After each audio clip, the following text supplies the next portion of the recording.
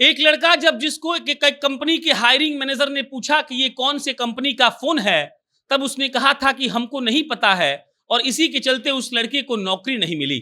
और उसके बाद जब उस लड़के ने उसी ब्रांड का फोन खरीदा, जिसको हम और आप आईफोन 12 कहते हैं, तब भारत के तमाम मीडिया हाउसेज ने उस स्टोरी को कवर किया था। नाम दिलखुश कुमार, वो दिलखुश टैक्सी वाला जो इस बात की कसम खा चुका है कि बिहार में स्टार्टअप का इकोसिस्टम हम बनाकर रहेंगे, और वो दिलखुश टैक्सी वाला जो कभी दिल्ली में जाकर रिक्शा चलाया करता था, कभी किसी के यहाँ ड्राइवरी की नौकरी की, लेकिन आप उनके जर्नी को देखेंगे तो आपको समझ में आएगा कि दिलखुश ने क्या कर दिया है।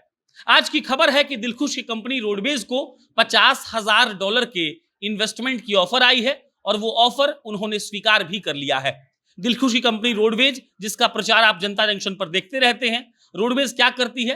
रोडवेज आपको आधे किराए में पूरा बिहार घुमाने का दावा करती है।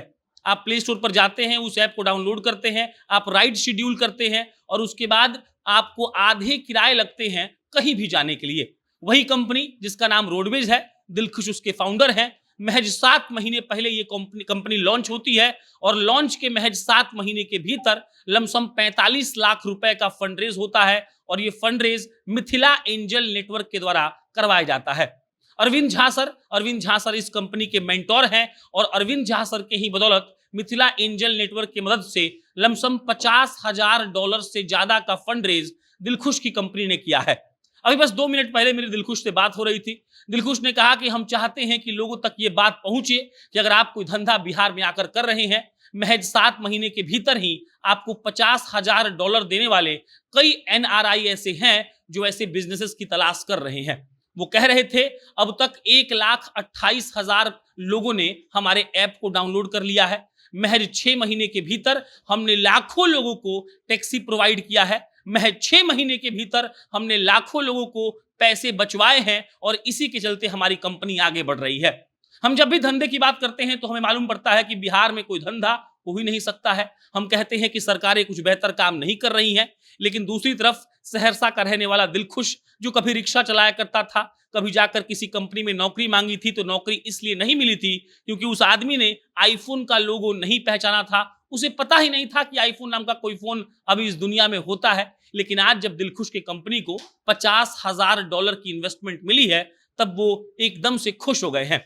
8 लोगों की टीम काम करती है उनके साथ, जिनमें से 3 लोग आईआईटी से पढ़कर आए हैं। आईआईटी का ग्रेजुएट बिहार के एक रिक्शा चलाने वाले के साथ काम कर रहा है। इससे बड़ी बात क्या हो सकती है? दिलखुश कहते हैं कि हमने अपनी पहली कंपनी इस हिम्मत के साथ छोड़ी थी कि इससे बड़ी कंपनी बनाएंगे, और महज 6 महीने के भीतर हमने उससे बड़ी कंपनी बनाकर दिखा दिया। और उसके बाद वो अपने पुराने दिनों को याद करते हुए कहते हैं कि बताइए, भरोसा नहीं हो रहा है कि एक वक्त $3500 लेकर किसी के यहाँ ड्राइवरी करते थे, और आज $50,000 कोई देकर गया है और कह रहा है कि तुम बड़ा बिजनेस बना सकते हो।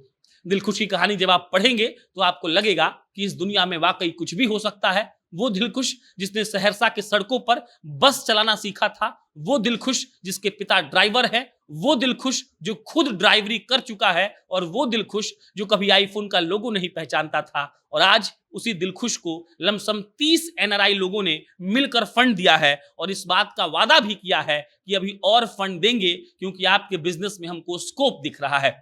दिलखुश जब फॉर्मल कपड़ा पहनकर निकलते हैं तो लगता है कोई सक्सेसफुल आदमी जा रहा है, लेकिन वही दिलखुश जब बताते हैं कि हम उसी कपड़ा में जब ड्राइवरी करने जाते थे तो लोग देखकर मुंह बिचकाते थे। दिलखुश की कहानी हर बिहारी तक पहुंचनी बहुत जरूरी है, इसीलिए ताकि हर बिहारी को इस बात का एहसास रहे कि वो कुछ भी करना चाहे तो वो कर सकता है, चाहे वो ड्राइवर का बेटा हो, चाहे वो खुद ड्राइवर हो। बाकी आपकी जो प्रतिक्रिया है कमेंट बॉक्स में दीजिएगा। मेरा नाम प्रशांत राय है, आप जनता जंक्शन देख रहे थे। बहुत बहुत धन्यवाद।